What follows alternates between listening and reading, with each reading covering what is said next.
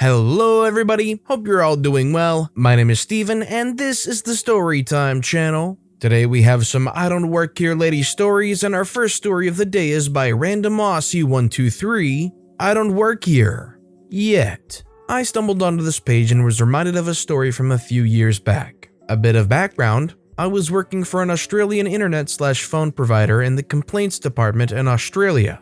After a few years working in the call center, I saw an advertised role for a sales assistant and assistant manager at a retail location close to home. I thought, why not? So I applied for the sales assistant role and was called in for an interview. As I am waiting to be called in, I could just see a woman muttering angrily to herself, waiting to be served. Hiring manager comes out to me and says, "Thanks for your patience, we are ready for you to come through now." Crazy witch lady starts screaming. Are you freaking serious? I've been waiting for over an hour to be served. How dare you cut a line?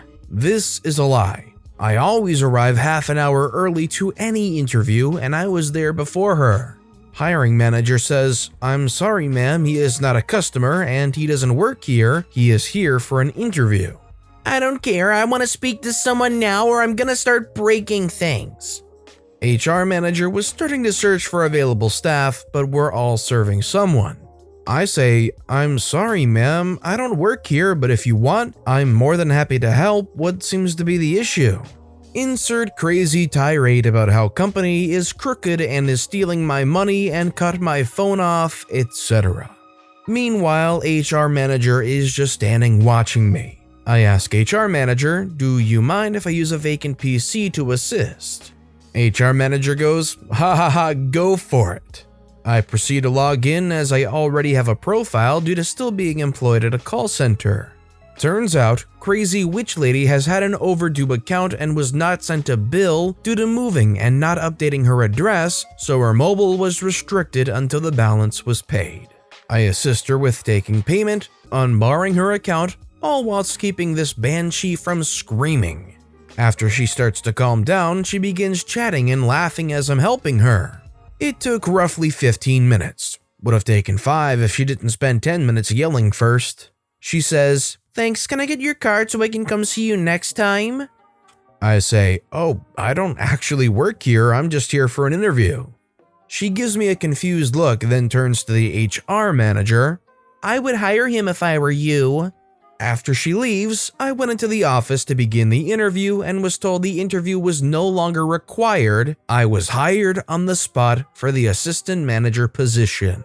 So, if you're out there, crazy witch lady, thanks to you, not only did I get hired without an interview, I got the senior role I didn't even apply for. Wow, it really takes some serious confidence to step up and try to attempt that. Be honest, if you found yourself in the same situation, would you have even thought to do what OP did when it comes to handling this crazy lady? Let me know in the comments down below. Our next story is by KIarkKent, Mistaken for the Manager. This happened 2 years ago and I was in Washington, D.C., about 21 at the time. And I had to give a speech at one of the government buildings, so I walked out in a suit from my hotel room. And as I made my way down to the main lobby, there was this blonde lady that grabbed my arm. I turned around and asked her, "What's going on?" She proceeds to tell me this. I was looking for you. They told me you can waive my fee at the bar, and I have the credit coupon for my mom. I then realized she thought I worked there and I tell her I didn't. It took her a moment to process this and asked again, Aren't you the manager?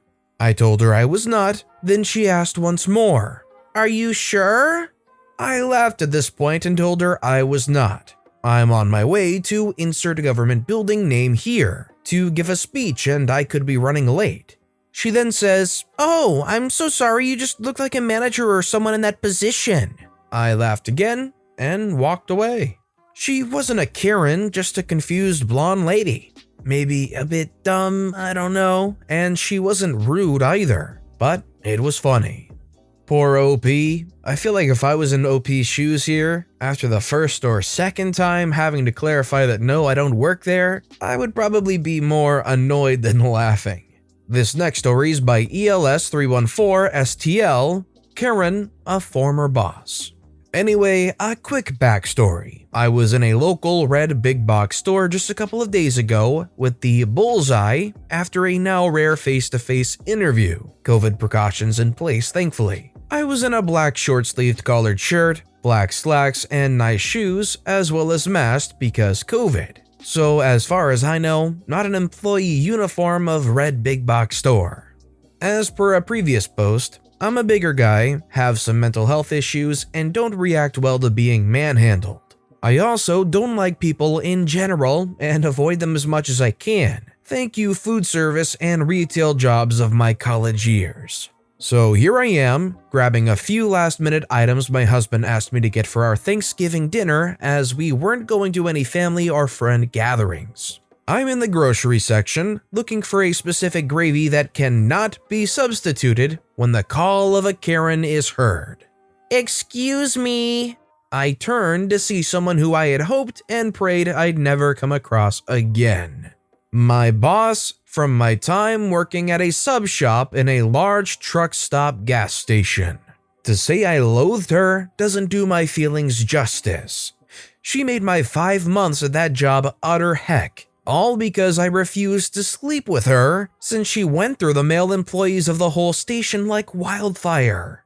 I quit, never giving her the satisfaction of firing me, which I heard aided her. Me sees my maskless old boss and rolls my eyes and speaking without a thought, "Oh gods, you." Old boss turns that shade of red I know so well. That is not how you speak to a paying customer. I am a paying customer too, not an employee. Duh. Bull, now help me or I'll get you fired.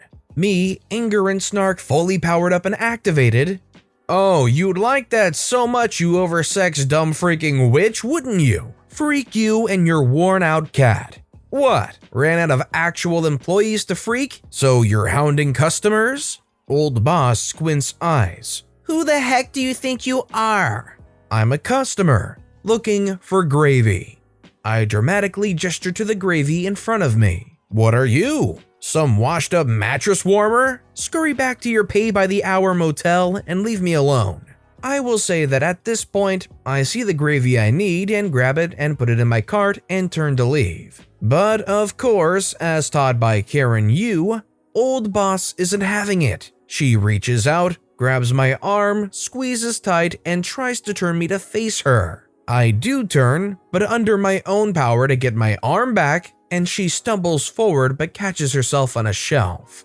You try to make me fall, you lousy know-nothing. I'm gonna call the police and press charges. No, I made you let me go. And please, do it. Call the po-po-ho. Call them. It is not my fault you're so full of a certain substance that you can't balance, you pee-infected liquid bubble. Well, old boss didn't take kindly to that and slapped me, hard enough that it made my head ring. Not a good idea on her part, since I acted before my brain kicked back into gear and I decked her with a left hook. She fell under the shelves, knocked out from the punch.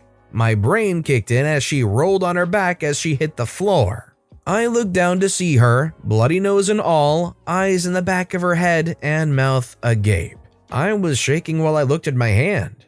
I don't hit anyone unless I'm defending myself, so it was momentarily jarring to realize I actually hit someone without realizing I had. I also hadn't noticed the employee that had come into the aisle either. I was so focused on old boss. She radioed for a manager and security as she ran to old boss and got her into the sitting position as old boss came to, really dazed. She actually asked where she was, sounding drunk. Manager and security showed up a few minutes later and asked what happened, and I told them my part, as well as pointed to the cameras to back me up. The employee verified that she heard the back and forth from the aisle over and came when she heard me say I was getting out of old boss's grip.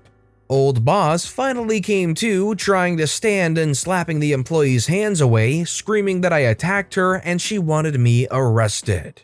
Well, after footage reviews and ambulance called, cops arrived as well, old boss got awarded a ban from the store for attacking a fellow customer. I decided not to press charges because the punch was 21 years in the making and felt good, to be honest. Cops asked if I was sure, but let it go when they saw the look on my face as I declined, since at this point, my anxiety was starting to hit pretty hard after the adrenaline crash. I just wanted out of there fast, and I honestly was worried that this one would cause a panic attack. I'm still kinda shocked that a panic attack didn't happen. Medication, I guess? The manager gave me their discount at checkout. I refused to allow them to give it all to me for free. Yes, I'm that kind of person. And apologized for the whole thing. I left, drove about halfway home, and pulled over onto the highway shoulder to just sob and let the anxiety out. When I got home, hubby was just happy that I wasn't hurt or arrested. He playfully joked that I can't go anywhere without him, which I had to laughingly agree to. I mean, usually I do need adult supervision because of my shenanigans and refusal to be a real adult, but hey, yet to be arrested, so I must be doing something right. I hope I get the job though. That story and the insults OP hurled at old boss are pretty insane. I just don't know if I would have the same level of confidence that OP had in those security cameras saving the day. And if those cameras weren't working or those cameras somehow didn't capture what went down, OP might have been in a little bit of trouble there. Thankfully though, everything did work out, and hopefully OP does get the job. This next story is by Nijo02. If you need my help, you can come back on Saturday. Context: my grandfather ran a local light shop in rural Australia for nearly a decade. During my early high school years, I wasn't quite ready to be home without supervision, so I would spend my afternoons at the shop doing homework and reading. I also worked there on Saturdays until we closed and was on good terms with the two employees and obviously with my grandfather and grandmother who also worked there on occasion. I'm also taller than all the other workers, so I often got lights up and down from the ceiling. The story: I had just finished a long day at school on a sweltering late summer day, so I went straight to the employee kitchen, where I spent time after school, but was stopped by employee 1 who needed help getting a light down for a lady who looked about 100. I said sure, getting the light down and handing it over to employee 1.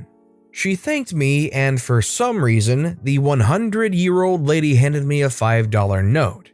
I tried to return it, but she refused, saying I reminded her of her own grandson and that she thinks he even goes to my school.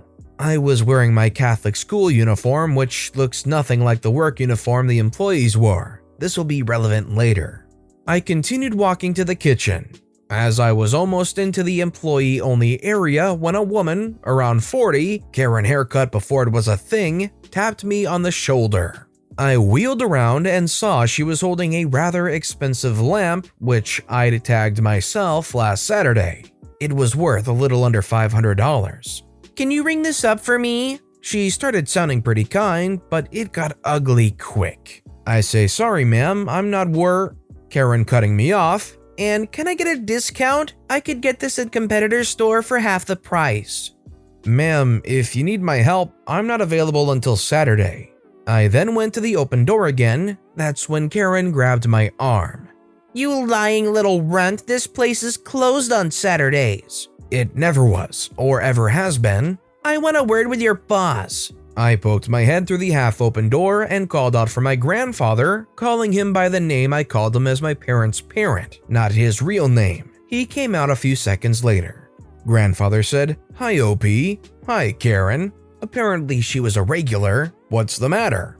Karen, putting on her sweetest voice, "This kid is refusing to let me pay for my lamp. She's brandishing it like a weapon. I'll go somewhere else if your employees are gonna treat me like this." Grandfather says, "Sorry, Karen, but he's off work today. He's a student." He indicates to the uniform and bag I'm wearing. "He helped that lady." She points in the general direction of where I pulled down the light, but employee 1 and the lady are now at the counter, out of view of the three of us. Grandfather looks at where she's pointing, then at me, Karen's hand on my arm, then straight into Karen's soul. I've never seen him upset in my life, but he looks mad as heck. He says, "Karen, if you're willing to come up front with me, I can ring you up." "No, you can't cover up for your crappy employees. He's totally capable." "You're right, Karen. I can't cover up for bad service, but I can protect my grandson. He then wrenches her hand off my arm, took the lamp, gave it to me, and pointed to where it was before lightly pushing me in that direction. He then escorted her out the front door. That Saturday, beside the till was a list with banned customers written at the top. Karen's full name was written directly below. When the store was closed last year, Karen was the only one on that list. I really hope that there was a moment where the Karen's stomach just totally dropped, hearing this awesome grandfather say that they're gonna protect their grandson in that moment. It's a pretty cool moment, not gonna lie. And our final story of the day is by andrethenewgiant, Pilot Mistaken for Baggage Handler. I was a co-pilot with one of my favorite captains who happened to be black. We had just finished up our day and were waiting at the airport curbside for our hotel pickup. A car pulled up and this older woman with a beehive hairdo got out, looked at my captain in uniform and said, "Well, aren't you going to help get my luggage?" I was shocked, but he quickly did this little shuffle dance and took her luggage from the trunk, and next thing I see is him trailing her, carrying her 3 pieces of luggage. He came back a few minutes later with a big smile. I walked her luggage to the American Airlines check-in counter. You should have seen the look on the agent. The passenger pulled $1 from her purse and attempted to tip me. I said, "No thanks, I'm a pilot for United Airlines. Next time I suggest you fly United. I don't think American pilots are as generous." Let's be real, most people in that situation, considering what job they're holding, probably wouldn't have actually walked the luggage up. But you can tell that OP's captain here was a definitely good guy. But with that being said, that's all the time we have for today. So which of these stories was your favorite and why? Let me know in the comments down below. But besides that, if you enjoyed the video, please consider liking and subscribing and turn notifications on if you haven't so you'll never miss an upcoming video. Any little thing that you do helps the channel grow so much more. Whether it's commenting, subscribing, or just watching the video, thank you all so very much for supporting me right here on the Storytime channel. I hope you all have a wonderful day, and I'll see you all next time right here on the Storytime channel.